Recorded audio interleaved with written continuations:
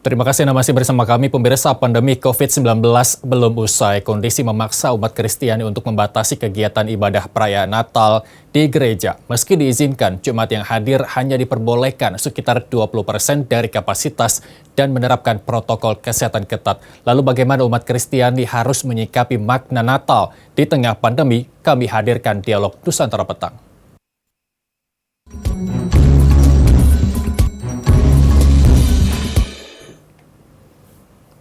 Sudah tersambung bersama kami Pendeta Jimmy Sormin melalui sambungan Zoom. Halo, selamat petang Pak Jimmy.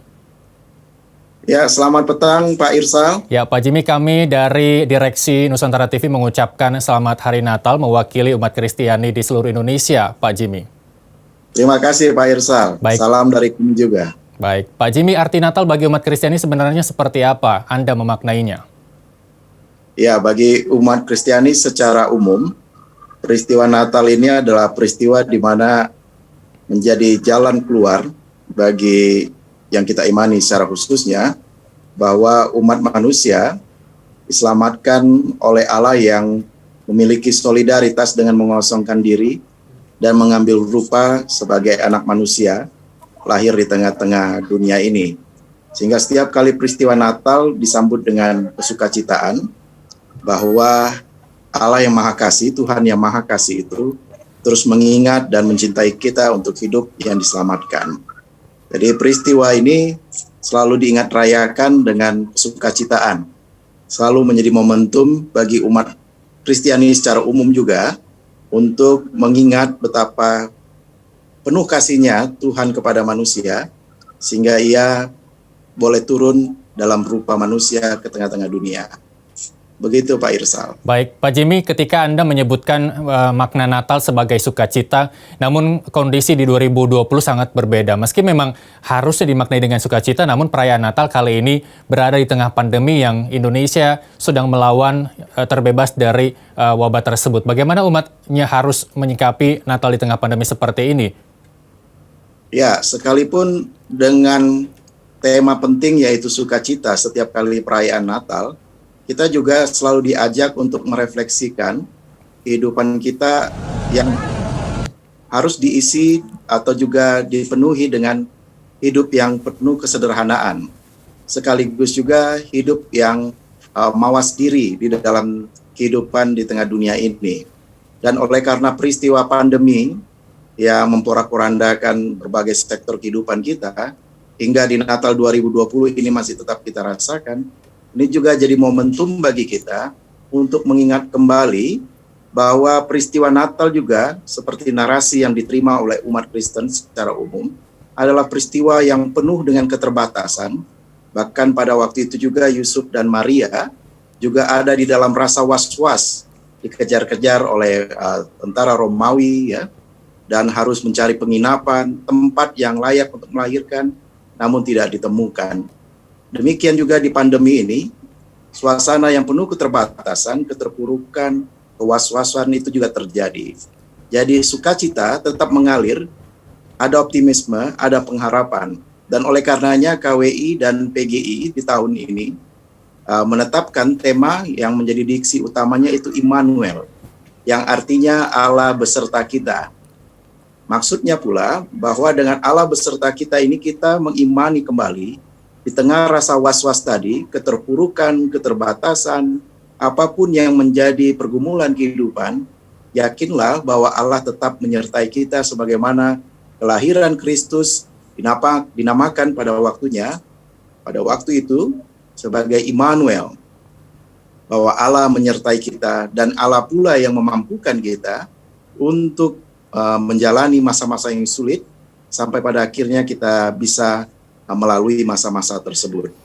Jadi pandemi ini bisa menjadi ujian tapi juga momentum untuk mendekatkan diri kepada Tuhan dan juga meningkatkan kualitas kesukacitaan syukur kita di tengah-tengah keterbatasan. Baik, Pak Jimmy, kita tahu bahwa pembatasan dilakukan bukan hanya umat Kristiani saja, tapi beberapa agama di Indonesia juga sudah dari awal diinstruksikan oleh Presiden Joko Widodo untuk beribadah dari rumah. Banyak umat tidak bisa menghadiri gereja pada misa maupun pada hari Natal itu sendiri, tapi menyaksikan misa secara online. Apakah itu mengurangi esensi dari ibadah itu sendiri, Pak Jimmy? Ya, kita mengimani secara umum ibadah itu tidak hanya sifatnya ritual, tapi juga harus menjadi aktual dalam kehidupan kita. Ibadah yang sejati itu adalah ibadah yang tidak mengancam kehidupan. Ibadah yang memastikan kita ada di dalam hubungan dengan Tuhan, ada di dalam wujud syukur dan interaksi secara spiritual, bahwa kita berkomunikasi dengan Sang Khalik itu dengan penuh keteduhan dan juga ada di dalam suasana memastikan satu sama lainnya ada di dalam situasi tidak terancam kehidupannya. Jadi kalaupun kita ada dalam keterbatasan seperti ini tidak mengurangi makna dari Natal itu sendiri atau perayaannya. Sejak bulan perdana di mana pemerintah tetapkan agar kita melakukan banyak aktivitas melalui rumah dan ibadah-ibadah dialihkan secara virtual, gereja-gereja sudah membiasakan diri dan juga memaknai kembali arti ibadah yang sejati itu bukan hanya terbatas atau semata berada di gedung-gedung gereja, tetapi ada dalam persekutuan bersama orang-orang yang menyembah Tuhan, lebih-lebih bisa mengambil diri bersama-sama keluarga untuk semakin dekat kepada Tuhan. Baik, kalau tadi mengatakan Anda esensi ibadah bukan hanya ritual, lantas kesempurnaan Natal seperti apa yang harusnya umat Kristiani ini maknai begitu, Pak Jimmy? Ya, di masa Natal ini adalah masa kita juga, kalau kita maknai bahwa Tuhan sendiri mau berbagi kesempatan ya bagi kita untuk datang kepadanya dan diselamatkan. Artinya juga tema penting dari Natal ini adalah tema untuk berbagi kehidupan. Kita mau memastikan bahwa orang-orang di sekitar kita tidak hanya kita saja yang selamat atau kita saja yang sehat, tidak terdampak dan tidak mengalami kerugian, tapi juga memastikan mereka boleh ada di dalam damai dan kasih. Sebagaimana arti Natal yang adalah damai dan dipenuhi dengan kasih, umat Kristen juga diajak untuk memastikan damai dan kasih itu boleh berada di sekitarnya. Bagi saudara-saudara yang berkekurangan, saudara-saudara yang mungkin ada di dalam keterancaman, ada di dalam pergumulan yang berat, masa Natal ini juga mengajak kita untuk mengaktualkan ibadah kita itu, membuktikan ibadah kita itu, apakah benar-benar sebagai pengikut Kristus mau menjadi orang-orang yang berbagi kehidupan, yang memastikan keselamatan, memastikan mereka yang lapar boleh dikenyangkan, mereka yang membutuhkan boleh tercukupkan. Dan Natal ini seharusnya semakin sempurna kalau kita bisa mengaktualkan itu di dalam kata dan perbuatan kita. Baik, kalau secara pastinya kita balik ke tema Natal Immanuel yang tadi Pak Jimmy sebutkan begitu. Kalau kalau kita merefleksikannya bagi umat untuk menjalankan tema Natal itu sendiri, Immanuel ini sendiri, bentuknya seperti apa Pak Jimmy? Bisa dirincikan? Jadi Immanuel ini adalah seperti janji penyertaan juga bagi umat Kristen ataupun siapapun yang mengimaninya memiliki kadar yang sama terhadap bahwa Tuhan yang Maha Kuasa tetap menyertai umatnya dalam keadaan apapun, dalam ujian apapun, dalam musibah apapun.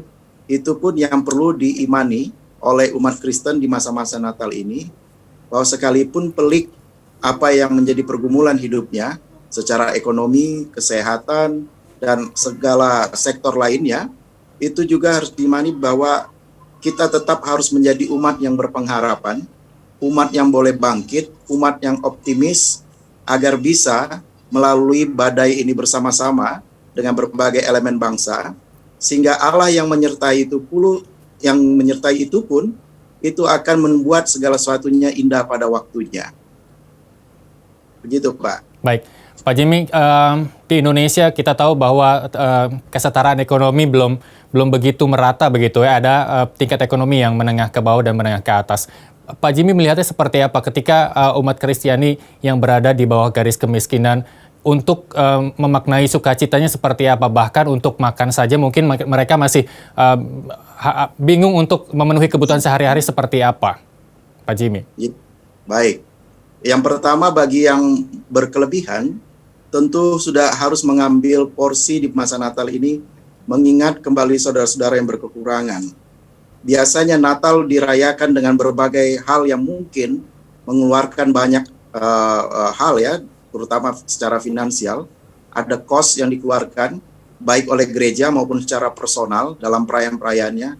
Mengapa tidak kita alihkan cost yang biasanya diambil untuk perayaan itu, kita alihkan untuk mereka yang berkekurangan, mereka yang membutuhkan sesuap nasi ataupun hal-hal yang terkait dengan kehidupan mereka.